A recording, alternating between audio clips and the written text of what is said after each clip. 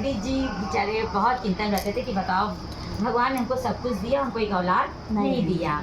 तो ऐसे ही एक दिन क्या हुआ, पंडित जी अपने द्वारे बैठे हुए थे, उधर से 16 सुहागन दुल्हनिया जमाने जा रही थी। तो पंडित जी बोलते हैं सुहागन से कि अरे तुम कहाँ जा रही हो? तो बोलती अरे फलाने के यहाँ वो दुल्हनिया की दावत है। अच्छा ये कौन पूजा होती है? कहने अरे पंडित जी ऐसी पूजा होती है, मनवांछित फल मिलता है। इस पूजा में जो मांगे मन में वो मुराद पूरी होती है। अच्छा हमारे पंडितानों को लेते जाओ। कहना अरे पंडित जी बिना पूजा पाठ में बिना बुलावा के न जाया जाए।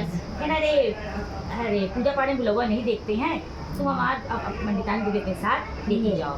कहीं ठीक है, अच्छा चलो हो गया। वो पंडिताइन थी इसलिए वो सुहागिन लोग को ले लेती है अपने साथ ले लेती है। तो वो जब जाती है, जब अवसान माई की फिर जब वहाँ पहुँचती है तो अवसान माई की वहाँ पूजा होती रहती है। तो वो पंडिताइन पूछती है वो वहाँ की बैठी लेडी से कि अरे ये कौन सी उसकी पूजा है? तो बोलती है अरे ये अवसान माँ की पूजा है, ये ऐसी पूजा है जो मांगो मन में वो मुराद पूरी होती, माँ पूरा करती हैं।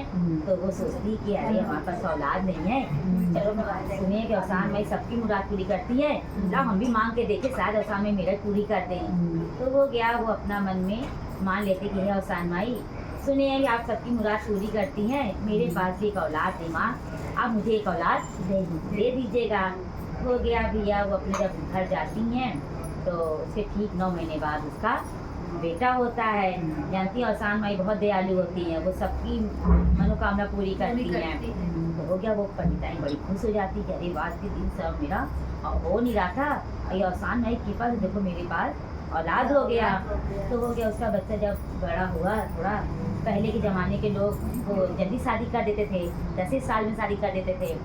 तो पंडिताइन शादी ब्याह का उसका सोचने लगी क्या मेरा बेटा 10 साल का हो गया, अब चलिए इसकी लड़की अब ढूंढें। तो ऐसे ही दिन पंडिताइन ऐसे सो रही थी तो सपने में 3 देवियाँ आईं, पहली संकटा, दूसरी अवसान माँ और तीसरी चटपटा माँ।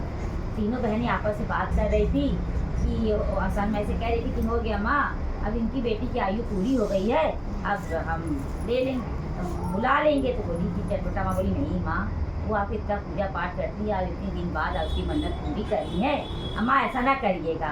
तो संगीता माँ बोली कि हाँ माँ, वो आपसे इतना मन से मांगी तब आपने उसको वो दिया। तो माँ ने कहा नहीं, सिर्फ बाझन का हम उसका वो हटाना चाहते थे और हम इतने दिन की उसकी आयु थी।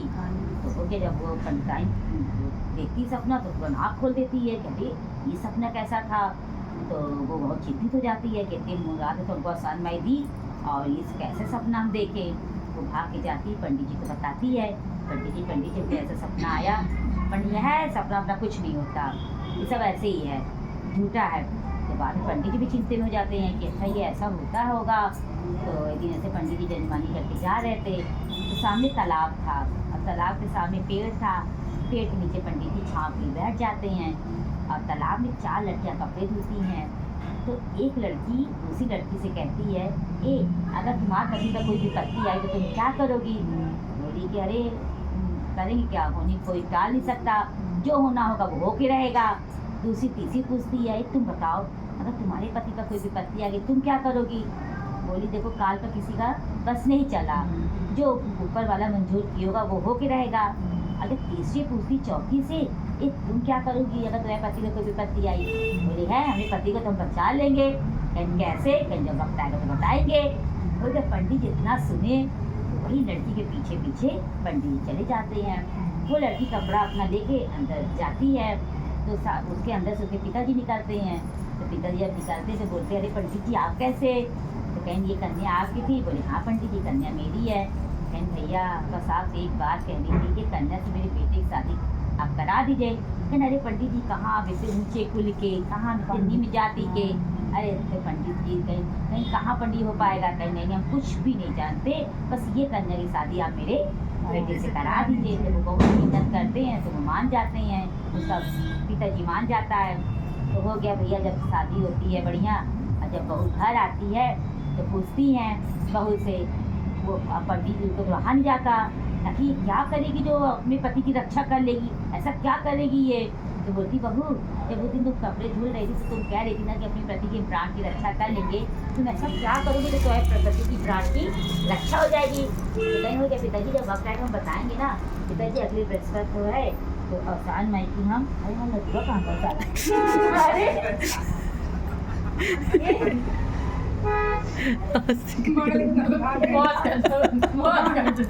तो अगले बृहस्पति आया कहीं पिताजी हम अपने अवसान माई को हम बुलाएंगे, आप किसी को ना बुलाइएगा, आप मेरा चैनल गुड़ लाई दूध दीप नवैक अगरबत्ती प्रसाद सब मेरा मंगा दीजिएगा। बोला ठीक है अच्छा।